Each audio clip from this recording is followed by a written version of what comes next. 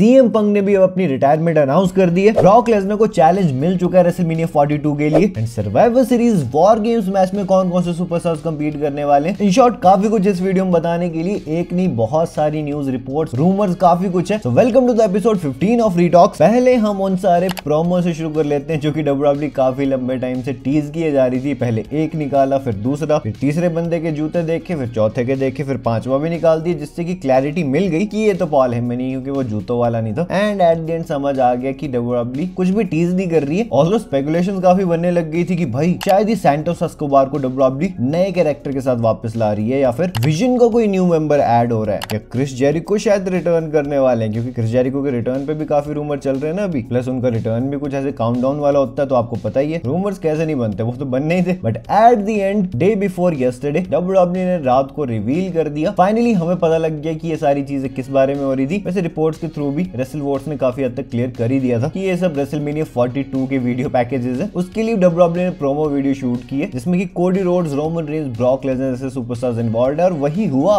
WWE ने WrestleMania 42 के लिए एक teaser type promo video drop की, जिसमें कि कोडी, रोमन, ब्रॉक, पंक, पॉल हेमन, ट्रिपल एच, ये 6 थे। उसके बाद हमें रेसलमेनिया 42 का एक नया पोस्टर भी देखने को मिल गया, जो कि बड़ा आइकॉनिक सा लग रहा है। हाँ, काफी लोग यहाँ पे खेद जता रहे थे कि भाई रैंडी ऑर्टन को क्यों ये फीचर नहीं करते हैं ऐसी चीजों पे, वो भी तो लेजेंड है, वो भी तो इतने ही बड़े सुपरस्टार है जितने की ये सब, जो कि यार बहुत सही बात है। डेफिनेटली मैं अग्री करूंगा इस बात से। बट खैर जो था, कोई भी टीज नहीं था। चलो एट द एंड रेसलमेनिया 42 का कुछ तो हमें देखने को मिल गया। अब 2 दिनों की कॉम्बो टिकट्स रेसलमेनिया 42 की कौन ले रहा है भाई अपनी पूरी जायदाद बेच के, आप जा रहे हो देखने, बताना मुझे कमेंट सेक्शन में। बाकी अब मैं आपको 3 स्टोरीज बताऊंगा, बड़ी मस्त है, सुनो। पहली रिलेटेड है हॉर्न्स वोगल से। हॉर्न्स वोगल तो जानते ही होंगे, वो छोटे से पिद्दू से। तो हाँ, उन्होंने एक स्टोरी रिवील की कि बैकस्टेज में एक बहुत ही बड़ा बुली था, और मैं किसको बुली करता था, द ग्रेट खली और बिगी जैसे सुपरस्टार्स को। भाई पता नहीं क्या ही करते थे, लेकिन बुली करते थे ऐसा उन्होंने बताया। और एक टाइम पे बिगी जब बिल्कुल फ्रस्ट्रेट हो गए उनसे, तो उन्होंने फिर उन्हें ऐसा धोया था बैकस्टेज, मतलब पीछे से आके मार दिया था, और हॉर्न्स वोगल अपने फेस के बल पे गिरे थे। एंड हॉर्न्स वोगल ने बोला कि यार मैं डेफिनेटली डिजर्व करता था वो, क्योंकि मैं बहुत तंग करता था स्पेशली इन 2 सुपरस्टार्स को। तो हाँ, इंटरेस्टिंग काफी था कि यार हॉर्न्स वोगल, ग्रेट खली, हॉर्न्स वोगल, बिगी, मतलब सोच रहे हो, इमेजिन कर पा रहे हो आप कौन किसको बुली कर रहा है। बाकी चलो इससे नेक्स्ट स्टोरी अब जिमी ऊसो से रिलेटेड है। उन्होंने बताया कि अभी भी स्टिल टू दिस डे काफी लोग उन्हें जे ऊसो समझ लेते हैं। मतलब ऐसा नहीं कि भाई फैंस के बीच ये सारी चीजें होती हैं, इवन बैक स्टेज भी रेसलर्स भी जब अप्रोच करते हैं तो कई बार उन्हें लगता है कि जे ऊसो है। मतलब उन्होंने ये तो नहीं बोला कि इस बात से वो खुश होते हैं, दुखी होते हैं, पर पर्सनली मुझे लगता है कि उनको तो अब आदत ही पड़ गई होगी, क्योंकि ये तो भाई उनके बचपन से चली आ रही होगी चीज कि कौन सा जिमी कौन सा जे, हर कोई पूछता रहता होगा। तो आई डोंट थिंक वो माइंड करते होंगे इस चीज को बिल्कुल भी। बट हाँ, अब जे ऊसो काफी पॉपुलर हो गए, तो अब चेहरा पहचान में आ जाता है, ऑब्वियस सी बात है। बट स्टिल कई बार उन्हें जे ऊसो समझते हैं लोग, इवन रेसलर्स भी। थोड़ा इंटरेस्टिंग तो है, तो मैंने सोचा आपको बताते हैं। बाकी चलो इससे नेक्स्ट और फाइनल स्टोरी रिलेटेड है ब्रॉन स्ट्रोमन की। याद ही होगा आपको, एक बार उनका ब्रॉक लेसनर के अगेंस्ट मैच हुआ था, जिसमें कि उन्होंने नी से गलती से हिट कर दिया था ज्यादा जोर से ब्रॉक लेसनर को, जिसकी कि उन्हें रिसीट भी मिल गई थी थोड़ी देर में, इवन कुछ सेकंड्स में, जब ब्रॉक लेसनर ने उन्हें रियल पंच लगा दिया था भाई। एंड ब्रॉन ने इस पे बताया कि यार उस टाइम पे मैं गुस्सा हुआ था कि यार मैंने तुझे जानबूझ के हिट नहीं किया, मेरा इंटेंशन नहीं था ये करने का, बट स्टिल तूने मुझे पंच कर दिया यार इतने जोर से। एंड एक तरह से उन्होंने अपना दिखाया और कि भाई देखो, ब्रॉक का रियल पंच खाने के बाद में मैं गिरा नहीं। ब्रॉन ने बोला मैं इतना गुस्सा हो गया था कि मैंने एक बहुत जोर से क्लोज लाइन हिट करनी चाहिए ब्रॉक लेसनर के ऊपर, लेकिन देन ब्रॉक के साथ बीच मैच में बातचीत हो गई, सारी चीजें सेटल हो गई कि यार अब काम पे ध्यान देते हैं। तो हाँ, ये काफी इनफेमस चीज है कि ब्रॉक ने ब्रॉन को रियल पंच हिट कर दिया था। तो फाइनली ब्रॉन स्ट्रोमन ने उस पर सारी चीज पे क्लैरिटी दी कि एक्चुअल में उनका रिएक्शन क्या था इस चीज पे बीच मैच में। चलो स्टोरी सारी होगी खत्म, अब मैं आपको कुछ खास न्यूज बता देता हूँ। पहले तो ब्रॉक लेसनर के रेसलमेनिया 42 ओपोनेंट से शुरू कर लेते हैं कि किसने ब्रॉक को चैलेंज कर दिया भाई रेसलमेनिया 42 के लिए। तो वो सुपरस्टार और कोई नहीं बल्कि हैं द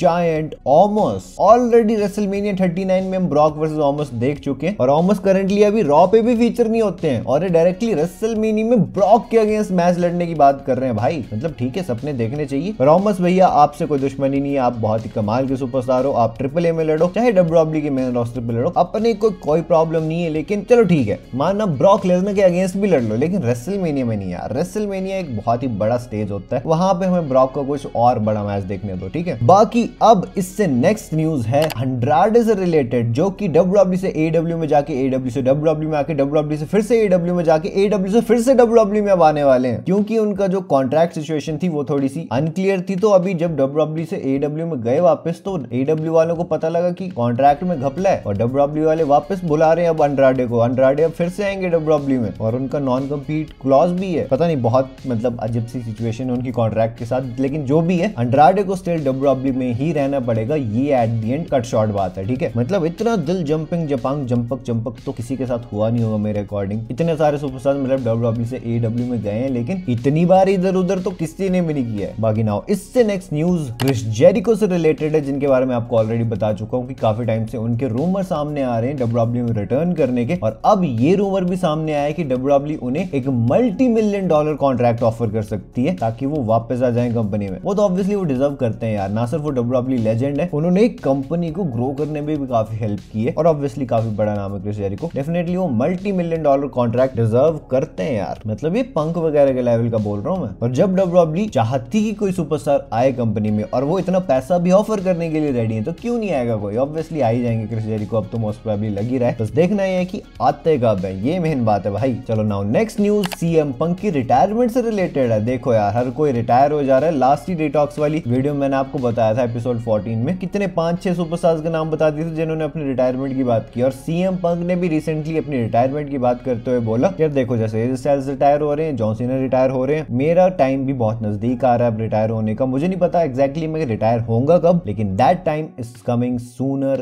देन लेटर। यानी कि पंक को देखने का भी मौका हमारे पास अब बहुत लंबे टाइम तक है नहीं, तो जितना देख सकते हैं एंजॉय कर लेते हैं। मुझे लगता है 2-3 साल से ऊपर की बात है अब कि पंक भी रिटायर हो जाएंगे। रिसेंटली उनका भी बर्थडे होके गया, 47 ईयर्स के ऑलरेडी हो चुके हैं। ज्यादा से ज्यादा 50 की एज तक रेसल कर लेंगे जैसे कि स्टाइल कर रहे हैं। तो हाँ, रिटायरमेंट सैड पार्ट तो होती है, बट अब क्या कर सकते हैं, ऑब्वियसली एज भी बढ़ रही है सारे सुपरस्टार्स की, हमेशा तो हमारे लिए रेसल नहीं कर सकते ना। चलो खैर, अब फाइनली आ जाते हैं बिल्कुल फाइनल न्यूज पे, जो कि सर्वाइवर सीरीज वॉर गेम से रिलेटेड है, मेंस मैच से, कि अभी तक स्टिल कार्ड में रोमन रेंज और पंक एक टीम में लॉक्ड बताए जा रहे हैं कि ये तो होंगे ही होंगे भाई वॉर गेम्स मैच में इन्वॉल्व। और दूसरी तरफ हील टीम में विजन फैक्शन। तो विजन फैक्शन में अभी तो 2 ही सुपरस्टार्स है, ब्रॉन ब्रेकर और ब्रॉन्सन रीड। तो अगर डब्ल्यूडब्ल्यू 5-on-5 ये वॉर गेम्स मैच करवाने वाली है, तो टोटल 10 सुपरस्टार्स में से 4 तो कंफर्म हो चुके हैं, ठीक है। अब रोमन और पंक के साथ कौन जुड़ेगा, ब्रॉन्सन और ब्रॉन के साथ कौन जुड़ेगा, वो आप बताओ कमेंट सेक्शन में अपनी प्रेडिक्शंस। बाकी जितनी न्यूज थी इस वीक की मैंने सारी की सारी आपको बता दी। बाकी अगर आप नए आ गए थे इस चैनल पे, तो यहाँ आपको डेली लॉन्ग शॉर्ट्स हर तरह का कंटेंट देखने को मिलता है, और जल्दी से जल्दी हम अपने 200 के सब्सक्राइबर्स भी हिट करने, तो क्लिक की तो करना सब्सक्राइब बटन पे, कर दो इंटरेस्ट। अगर आपने मेरी लास्ट वीडियो देखी है जिसमें कि मैंने कोडी रोड्स के बाद नेक्स्ट अनडिस्प्यूटेड डब्ल्यूडब्ल्यू चैंपियन कौन बन सकता है वो बताया, बहुत ही इंटरेस्टिंग वीडियो ये रही आपके सामने, से जल्दी क्लिक करो और देख लो इंटरेस्ट। अब मैं आपसे मिलता हूं अपनी नेक्स्ट वीडियो में एक बहुत ही इंटरेस्टिंग टॉपिक के साथ। So until that time, this is जय